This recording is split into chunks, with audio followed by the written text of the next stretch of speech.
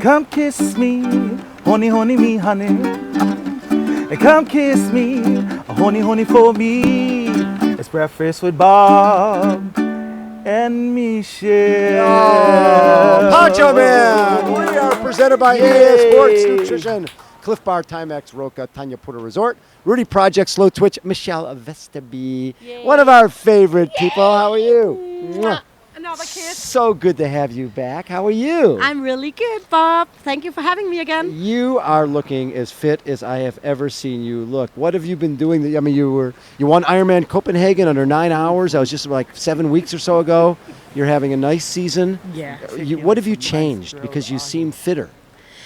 I don't think I changed that much. You know, I changed coach last year. Yes. I think the result from that coaching is starting to Luke Van Leeuwen. Yeah, exactly. I'm starting to adapting to the training. It's starting working. Right. I had to have patience the whole last year. How hard was that? Really hard. Yeah, because you know me. Yeah, you want results now. Yeah, now and not tomorrow. Now. Right. So I've been trying to have patience, and we've been working, and I can see that the results are coming.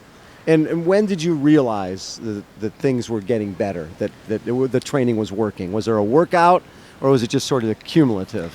I came into Ironman Frankfurt, which should be my main goal of the year, except Kona, of course. But I did not finish there for the first time. Yes.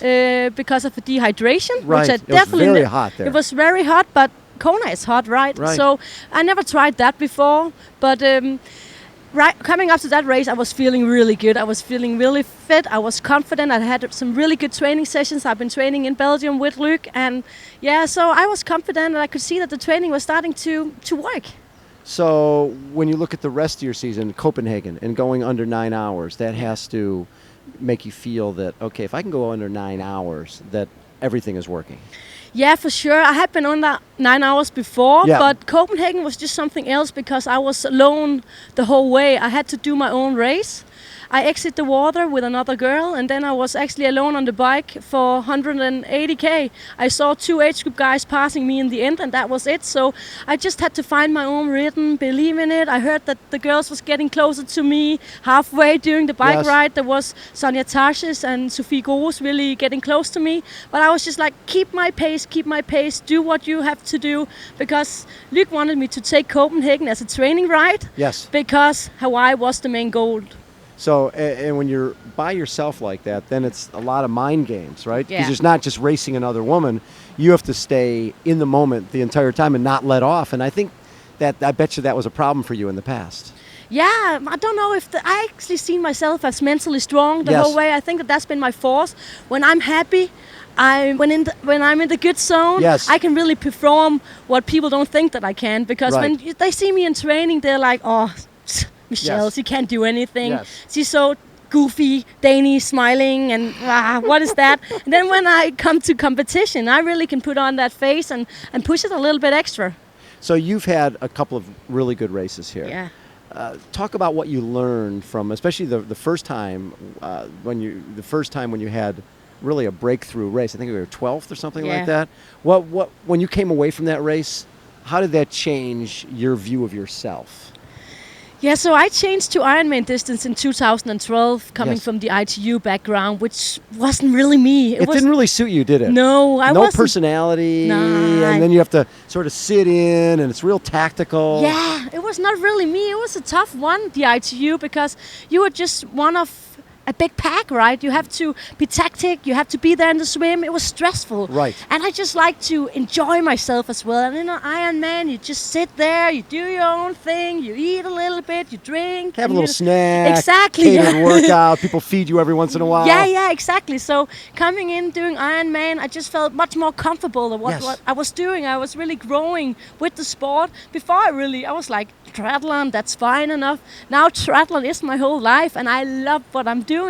So, yeah. When I think back to, it wasn't that many years ago when you got into this. Yeah. And it didn't come from, I think because you were a swimmer Yeah. and sort of burning out on that, and you're in Lanzarote, enjoying yourself at a party. Yeah. And then next thing you know, you meet this boy and decide you want to meet this boy. Yeah. And that led to you becoming a triathlete. How does that happen? Yeah, but again, Bob, I was triathlete by an accident, just Yes. because I wanted this. You wanted this boy. I wanted this boy, and I became a triathlete. I thought that was cool enough. Because he was a triathlete. He was a triathlete, yeah. So you had to pretend to be a triathlete. Yeah. I had to pretend under this discotheque. I'm really good at pretending, especially when I'm drunk, you know. So when you come back to Denmark, Yeah. he thinks you're a triathlete. Yes. And so when you invite him over, you have to have a bike in the house to make it look Yes. like. So you had to borrow a bike. Exactly. I borrowed a blue old Cannondale bike from one of my friends there, and Put it in the house. put it in the house on my little apartment, the blue one, standing there in the living room, special seat, you know. And he come up and he was like, "Oh, nice bike. Maybe we should find you a newer one." It's like, "Yeah, you know, it's actually fine enough right now for me." But you weren't planning to do triathlon. No, not at all. But I started to swim. I wasn't a part of the elite team. He was a Yes. part of the local elite team. So I swam in public. The public swim times Yes. next to him, just to see him in the mornings, you know. I was just like, maybe I could join one day, because I swim much faster than the elite team Yeah, over exactly. there. Yeah. And so then when did you tell him eventually that, you know what, I really don't do triathlon? No, or did you I just started it? I think he figured Figured it that out out pretty quickly? after the breakfast with Bob. After breakfast with Bob. Yeah, exactly. That was 5 years later. He didn't know. Oh, he's a boy, you know. Oh, so you never told him? No. Why Until should we told I? the story. Exactly. We broke that story here. Yeah. Don't reveal anything, Bob. That's the secret. Just Secret. lie, Everything. lie. Pretend. And you'll be a professional triathlete. Exactly. If you lie all the time, you'll Yeah. become a professional triathlete. Michelle Vesterby's new book will be hitting the bookstand soon. Yeah. Oh, Lie your way to the top. that would be a crazy book. It would be a great book. Yeah. So when you first started doing triathlon, did Yeah. you have success right away? No, because I started with the ITU. Oh, yes. Yeah, Okay. so they wanted me to do, you know, the ITU races, trying to go to the Olympic in 12. And Yes. not really. Didn't want to No, do it that. didn't work well. So, when I started with the Ironman distance, I would say I started successfully. I did my first Ironman November 11 in Arizona, did 9/11 on my first one. First one. Without having biked more than 100K and hadn't run more than a 21K in one long distance race in Denmark. So, so I think I was... It was natural for It you. was natural for me. What I like is if you think about ITU, the bikes are nondescript, everything looks the same. And then you come to this sport and you can be flashy. You can be an entertainer. Yeah, right? yeah. You can be an entertainer. You can paint your bike pink. You can have Hawaiian motif to it. Yeah. That's more your personality. Yeah. I like to be. That's also why I really have so much respect for the ITU people. Yes. And Oh, if they're I fast. if I could go to the Olympic and be competitive, I would definitely do it. But that's just Wasn't not gonna me. fit you, No. It's again two different athletes, right? Right. We have some outstanding athletes that could do both. We have Jan Frodeno, right? Can Right. do both, but that's not everyone. That's not for everyone. So- and yeah. Talk a little bit about what your thoughts are after being at this race. Is this your fourth or fifth time racing this? Fourth year. Fourth time. Yeah. You've been successful Yeah. all three times, right? I think with your worst And was last year was not 15th or something? 14th, Okay. yeah. So 14th, 12th, 8th. Yeah. So 3 top 15s Yeah. at this race.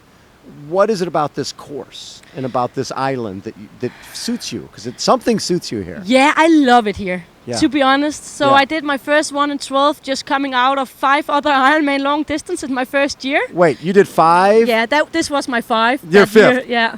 So you were like that person at the buffet going, I want more of this. Exactly. Yeah, just I was loved it just all. like, let me race, and I actually continue racing just as much the year after. So I also think that was why last year maybe was a little bit of, okay, Michelle, you need to relax. You need You're to back. not a superwoman. Right. Yeah.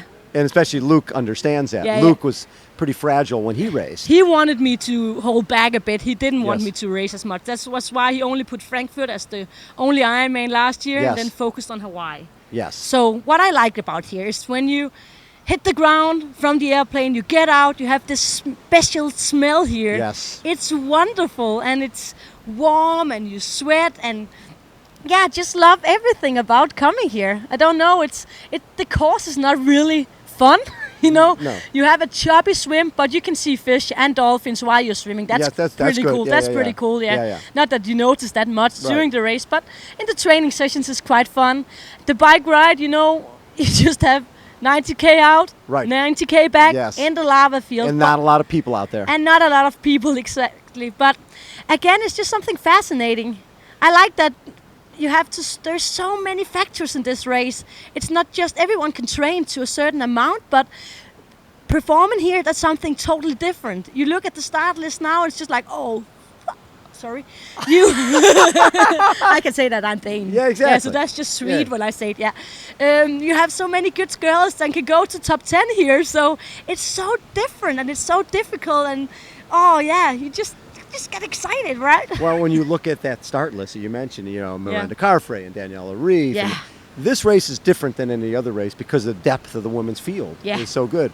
You enjoy that, having everybody here? For sure. That's why this is here you want to perform. This is here you want to show your best. Copenhagen was fantastic. I had 200,000 Danish people cheering for me. I was hometown, right? I don't have goosebumps normally. I'm just like, no, that's for the, Yeah, for other people. For other people. But I had goosebumps and I was feeling excited.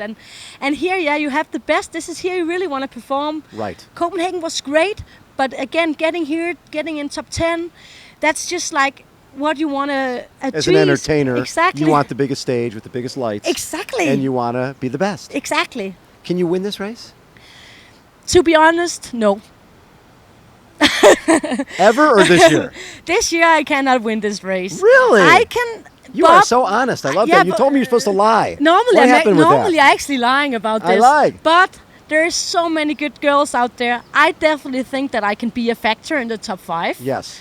I'm definitely hoping to get in top 10. Yes. As I say, everything can happen on the day. I feel better than I ever felt.